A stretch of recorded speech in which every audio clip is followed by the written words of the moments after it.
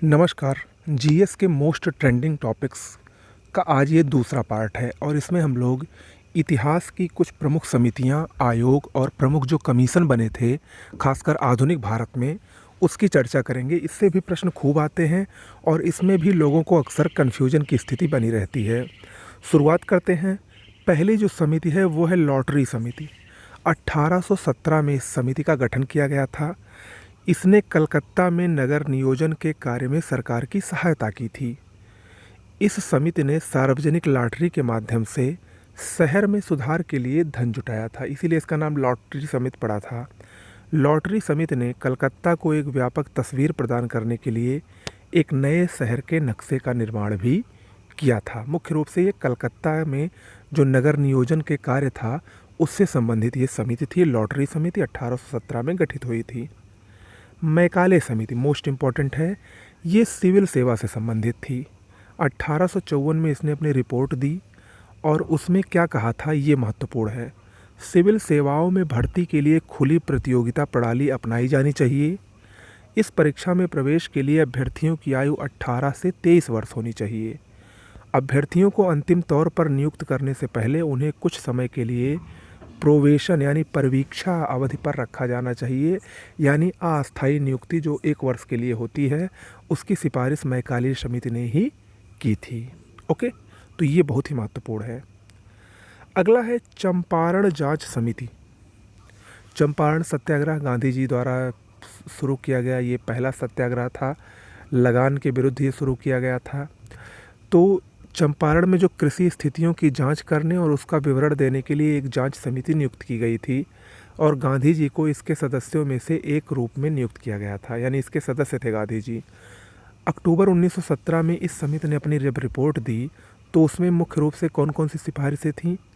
तिनकठिया प्रणाली को समाप्त कर देना चाहिए, इसी की वजह से ये विद्रोह भी हुआ था। अगर कोई नील उगाने के लिए किसी समझौते में शामिल होता है नील की खेती के लिए, तो यह समझौता स्वैच्छिक होना चाहिए। इसकी अवधि 3 साल से अधिक की नहीं होनी चाहिए। नील पौधों की बिक्री की दर को किसानों द्वारा निर्धारित किया जाना चाहिए। ये सिफारिशें थीं और इस सिफारिशों को बाद में माना भी गया था और ये सत्याग्रह एक प्रकार से सफल भी रहा था। मूडी मैन समिति 1924 में आई थी। ब्रिटिश सरकार ने सर अलेक्जेंडर मूडी मैन की अध्यक्षता में एक समिति का गठन किया। इस समिति में सर शिवा स्वामी अय्यर, आरपी परांजपे, तेज बहादुर सप्रू और मोहम्मद अली जिन्ना जैसे 4 भारतीय भी शामिल थे। इसके गठन का कारण क्या था? भारतीय परिषद अधिनियम 1919 के तहत स्थापित संविधान और द्वैध शासन प्रणाली की कामकाज की समीक्षा करना था। मोस्ट इम्पॉर्टेंट है। इस समिति की रिपोर्ट को 1925 में प्रस्तुत किया गया, जो 2 भागों में विभाजित थी, अल्पसंख्यक रिपोर्ट और बहुसंख्यक रिपोर्ट। अल्पसंख्यक रिपोर्ट में केवल गैर सरकारी भारतीय शामिल थे। इसने शाही आयोग और रॉयल कमीशन की नियुक्ति की भी सिफारिश की थी। तो याद रखिएगा, शाही आयोग और रॉयल कमीशन, इसकी सिफारिश किसने की थी नियुक्त करने के लिए? मूडी मैन समिति ने। ओके, आगे हंटर समिति मोस्ट इम्पॉर्टेंट है। आप लोग जानते होंगे 1919 में जब जालियांवाला बाग का हत्याकांड हुआ था, तो उसके बाद जो उग्र प्रदर्शन हुआ उससे विवश होकर अंग्रेज सरकार ने जालियांवाला बाग हत्याकांड की जांच करने के लिए लॉर्ड हंटर की अध्यक्षता में अक्टूबर 1919 में हंटर समिति की स्थापना की थी। इसमें 3 भारतीय सदस्य चिमन सीतलवाड़, साहिबजादा सुल्तान अहमद और जगत नारायण भी थे। भारतीय राष्ट्रीय कांग्रेस ने इस निस्तंत घटना की जांच के लिए अपनी तरफ से भी एक कमेटी का गठन किया, जिसका नेतृत्व मदन मोहन मालवीय ने किया था। हालांकि इस समिति ने जालियांवाला बाग के संपूर्ण प्रकरण पर सिर्फ लीपापोती करने का ही प्रयास किया था और लॉर्ड हंटर की अध्यक्षता में जो समिति गठित हुई थी उसमें सब कुछ बचाव किया गया था अंग्रेज़ों का। ओके, अगला है एचिसन आयोग। 1886 में आया था। चार्ल्स एचिसन की अध्यक्षता में लोक सेवा आयोग का गठन किया गया ताकि लोक सेवा में उच्च पदों पर आसीन होने की भारतीयों की दावेदारी के प्रति पूरा न्याय किया जा सके। आयोग ने अपनी रिपोर्ट 1887 में दी और उसकी सिफारिशें कौन कौन सी थी? सिविल सेवा के 2 स्तरीय वर्गीकरण के स्थान पर 3 स्तरीय वर्गीकरण, अर्थात इंपीरियल, प्रोविंशियल और सबऑर्डिनेट को अपनाया जाना चाहिए। सिविल सेवा में प्रवेश के लिए अधिकतम आयु 23 वर्ष निर्धारित की जानी चाहिए। भर्ती की सांविधिक सिविल सेवा प्रणाली का होना चाहिए। प्रतियोगी परीक्षा इंग्लैंड और भारत में साथ साथ आयोजित नहीं होनी चाहिए। इंपीरियल सेवा के अधीन कुछ प्रतिशत पद प्रांतीय सिविल सेवा के सदस्यों को पदोन्नत करके भरे जाने चाहिए। ये सब सिफारिशें एचिसन आयोग में की गई थी, जो कि 1886 में गठित हुआ था। ओके। अगला है ली आयोग। 1923 में लॉर्ड विस्काउंट ली की अध्यक्षता में उच्च सिविल सेवाओं से संबंधित रॉयल कमीशन की नियुक्ति हुई। इस कमीशन ने 1924 में अपनी रिपोर्ट दी और उसकी सिफारिशें क्या क्या थीं? इसने कहा कि भारतीय सिविल सेवा, भारतीय पुलिस सेवा, भारतीय चिकित्सा सेवा, भारतीय इंजीनियरिंग सेवा और भारतीय वन सेवा को बनाए रखना चाहिए, मुंबई प्रांत को छोड़कर। सेवाओं के भारतीयकरण के लिए उच्च पदों में से 20% पद प्रांतीय सिविल सेवा में पदोन्नति के आधार पर भरे जाने चाहिए।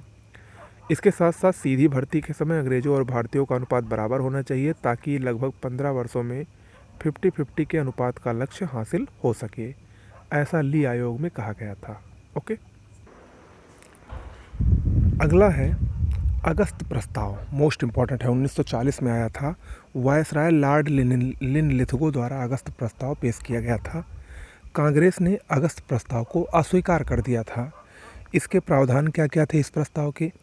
वायसराय की सलाहकार परिषद का विस्तार और कार्यकारिणी में भारतीय प्रतिनिधियों की संख्या को बढ़ाना, अल्पसंख्यकों को विश्वास में लिए बिना ही किसी भी संवैधानिक परिवर्तन को लागू नहीं किया जा सकेगा, युद्ध संबंधी विषयों पर विचार हेतु युद्ध परामर्श समिति का गठन किया जाएगा और युद्ध के समाप्त होने पर विभिन्न भारतीय दलों के प्रतिनिधियों की एक सभा बुलाकर उनके साथ संवैधानिक विकास पर विचार विमर्श किया जाएगा।